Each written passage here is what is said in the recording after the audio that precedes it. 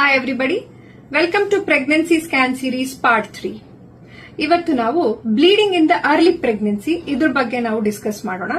ಹಲವಾರು ಕಾರಣಗಳಿರುತ್ತೆ ಮೊದಲನೇ 3 ತಿಂಗಳಿನಲ್ಲಿ ಬ್ಲೀಡಿಂಗ್ ಆಗೋದಕ್ಕೆ.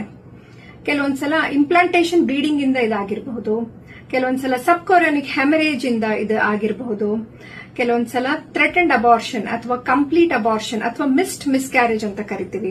ಇದನ್ನ ನಾವು ಅಲ್ಟ್ರಾಸೌಂಡ್ ಅಲ್ಲಿ ನಾವು ಡಿಟೆಕ್ಟ್ ಮಾಡಿ ಇದನ್ನ ಅಕಾರ್ಡಿಂಗ್ಲಿ ನಾವು ಟ್ರೀಟ್ಮೆಂಟ್ ಕೊಡ್ತೇವೆ. ಅಂಡ್ ಸರ್ವೈಕಲ್ ಇನ್ಫೆಕ್ಷನ್ಸ್ ಅಥವಾ ಸರ್ವೈಕಲ್ ಇನ್ಫ್ಲಮೇಷನ್ ಏನಾದ್ರೂ ಇದ್ದಾಗ ಕೂಡ ಬ್ಲೀಡಿಂಗ್ ಕಾಣಿಸ್ಕೊಳ್ಳುತ್ತೆ ಅರ್ಲಿ ಪ್ರೆಗ್ನೆನ್ಸಿ ಪೀರಿಯಡ್ ಅಲ್ಲಿ.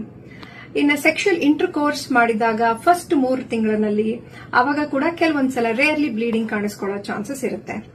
ಅಂಡ್ ಕೊನೆಯದಾಗಿ ಇಂಪಾರ್ಟೆಂಟ್ ರೀಸನ್ ಅಂತಂದ್ರೆ ಎಕ್ಟೋಪಿಕ್ ಪ್ರೆಗ್ನೆನ್ಸಿ.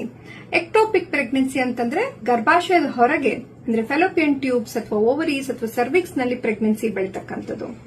ಅಂಥ ಟೈಮಲ್ಲಿ ಕೂಡ ಬ್ಲೀಡಿಂಗ್ ಕಾಣಿಸ್ಕೊಳ್ಳುತ್ತೆ. ಜೊತೆಗೆ ಮದರ್ಸ್ಗೆ ಸಿವಿಯರ್ ಪೇನ್ ಅಬ್ಡಮನ್ ಬರೋದು, ಡಿಸಿನೆಸ್ ಬರೋದು, ಈ ತರ ಲಕ್ಷಣಗಳಿರುತ್ತೆ. ಇದನ್ನ ನಾವು ಅಲ್ಟ್ರಾಸೌಂಡ್ ನಲ್ಲಿ ಡಿಟೆಕ್ಟ್ ಮಾಡೋದು ತುಂಬಾ ಇಂಪಾರ್ಟೆಂಟ್ ಆಗಿರುತ್ತೆ, ಯಾಕಂದ್ರೆ ಅದು ಮದರ್ಸ್ಗೆ ಲೈಫ್ ಥ್ರೆಟನಿಂಗ್ ಕಂಡೀಷನ್ ಆಗಿರುತ್ತೆ.